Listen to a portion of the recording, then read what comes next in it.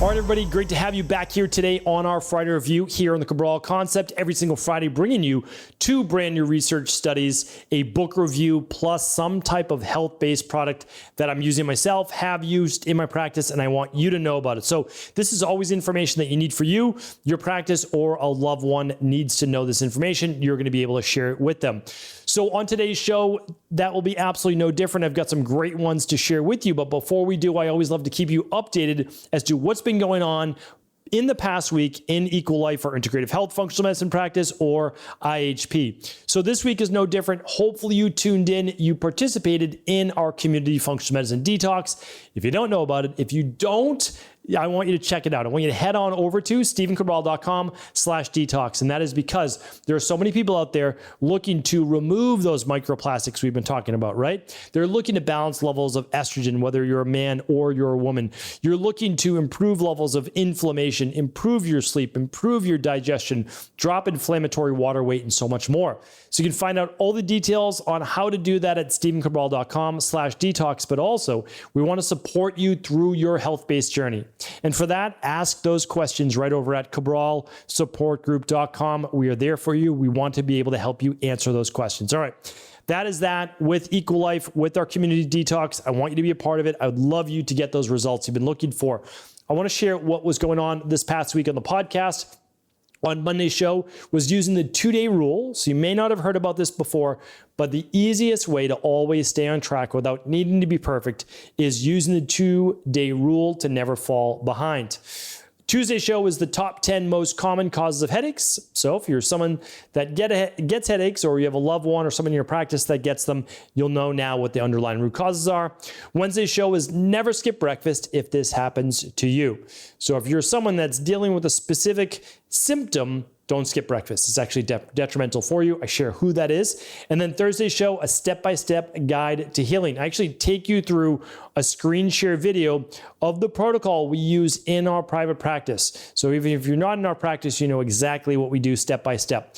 You can find all of those shows at stevencabral.com/podcasts, plus many, many more using the search box to search any topics you would like by keyword. Now, this week, today's show is at stevencabral.com/2989. You'll want to head over there now because we're actually going to go through our product reviews, book review, and research. All those links will be there. Up first today, and part of our research today is going to be knowing your blood type.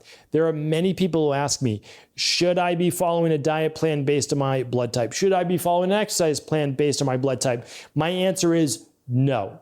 And here's the reason why. It's not that I don't like the research that the Didamos brought us. I actually went to the Didamo clinic many times in my younger years, learned about what they were doing, studied, asked questions, and so on. It's the reason is that there is no all for one, meaning your blood type is part of who you are, but so is your overall phenotype or your genotype. So is your methylation. So is so many other things. So it's one part of the equation, but it never hurts to know your blood type. And now these little blood test kits, this one's by Eldon, can be gotten almost anywhere very inexpensively. And if you don't know whether you are a type O, a type A, a type B, or type AB, a very simple finger stick, a couple drops of blood will actually share with you what your blood type is. And now, why am I recommending this? Well, obviously it's going back a few years now, but when my daughters were born, they no longer share with you, at least the hospitals that we went to, what your child's blood type is. Now, they used to always back in the day, but they don't necessarily share that with you any longer. So if you have kids, you want to know their blood type, super easy. You can do it for yourself as well. Tune in for the research today, just in about 2 minutes from now, because I want to give you one more reason as to why you may want to know your blood type. I have no affiliation with this company, but I love at-home lab testing. I love for you to be able to get this information in your hands because knowledge is power. All right, so I'm going to share that with you. That is my product review of the week, and very simple, very straightforward. I've used the test many, many times. I have a bunch at my house just in case family comes over, friends come over, they want to know their blood type, they want to know their kid's blood type. I'd say, sure, here's the lab test. Here you go. All right, I'm going to share some research on that in just a moment, but I want to go over our book review of the week. So book review of the week is called Manifesting Change by Mike Dooley. So Manifesting Change, subheadline, it couldn't be easier. So Mike Dooley is someone that I've been reading for years. This is a book that maybe I even reviewed 5 years ago on the show. I can't even remember. But here's the thing. There are many people that have been in the space. There's many books that have been written. I read Mike's books over a decade ago, that's for sure. And I found them very simple, very easy, very approachable. I like the language. I like the short paragraphs. I like the short chapters. I like how he writes. And for many people where it's maybe difficult to even comprehend all of this law of attraction stuff or law of frequency or vibration or any of these things, this makes it simple. This makes it straightforward.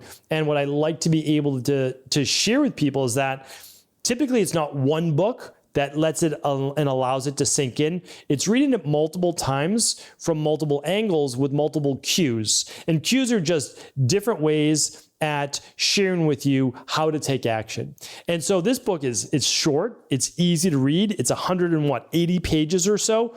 And it's honestly one of the most straightforward ways of being able to set goals, achieve goals without all the stress. So if you're someone who wants to learn more about working with the universe, working with nature, and being more in harmony with that law of vibration or the so-called law of attraction, this is a great book, I think, to get you there.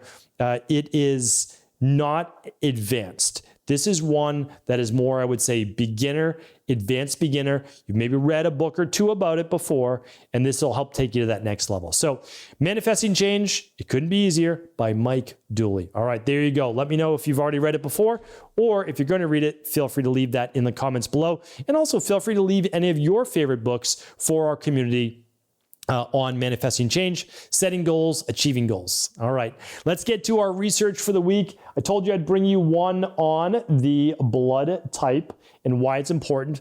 Here we go. So there are four main blood types. There is O, there's A, there's B, and then there's a combination of A and B, which is AB. All right, so there's four main types. And then all of those could be positive or negative. So it's basically O positive, O negative, A positive, A negative, etc. All right, so let's go through it right now. I've got a couple stats for you. This is the research. A bunch of them piqued my interest, and I wanted now to share it with you. So here, let me give you a couple, which I found interesting. The most common blood type is O positive. Keep that in mind because I'm going to be sharing more research on that. It's found in 37% of the population. The blood type A positive is found in 33%. And again, that ranges based on your particular race and background. But it's anywhere from 27% or so to 33%, 24 to 33% on blood type A. Okay, the rarest blood type is B negative. That's 2% or less of the population. And AB negative, which is even more rare, 1% or less. Very, very rare if you have the negative attached to it. Now, I want to share a couple more and why it might be more interesting for knowing your blood type. O negative is considered the universal donor. You might have heard that before with giving blood. So O negative, if you're O negative, that is who blood banks and blood donors would love you to donate blood.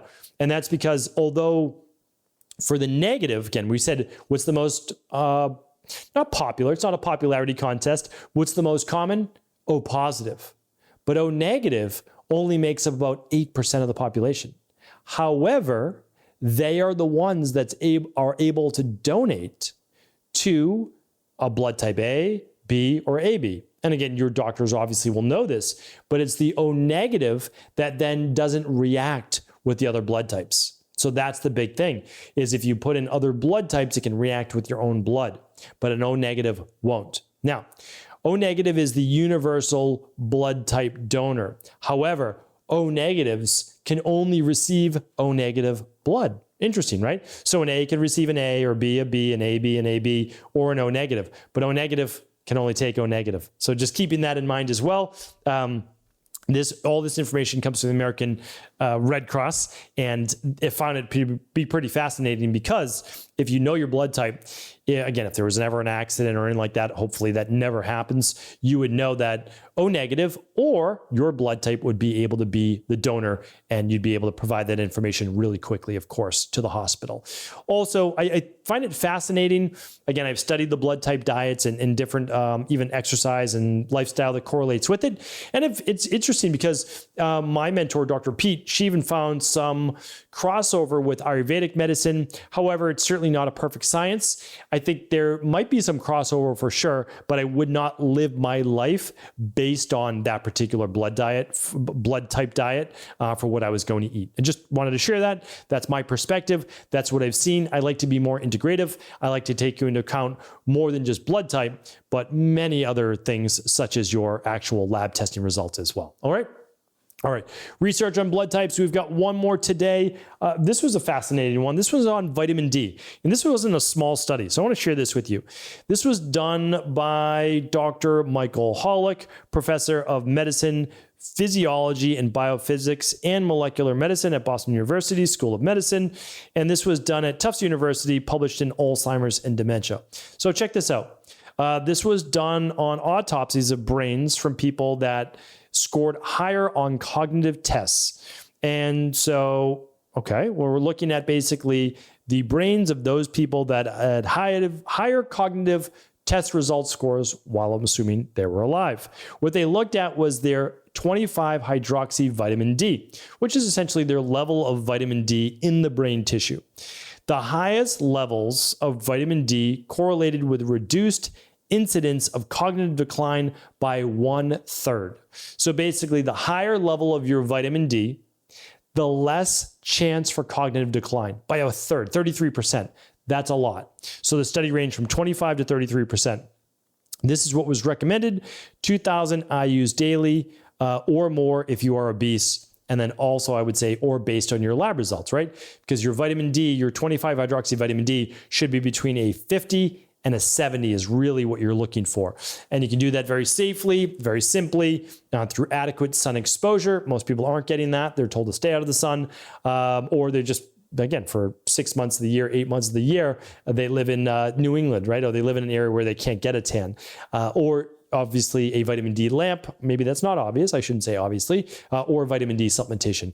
In our practice, people use between 2,000 and 5,000 IUs per day, a very safe dosage that's also used with a daily nutritional support where they're getting magnesium, they're getting calcium, they're getting vitamin K2, all the cofactors that help vitamin D actually get to the tissues and help with bone as well. So all of that and much more. I've done many, many shows on vitamin D, but I wanted to share that with you because I know there's many people worried about Alzheimer's and dementia. Vitamin D is simply one more nutrient that our body needs to stay healthy, especially as we begin to age.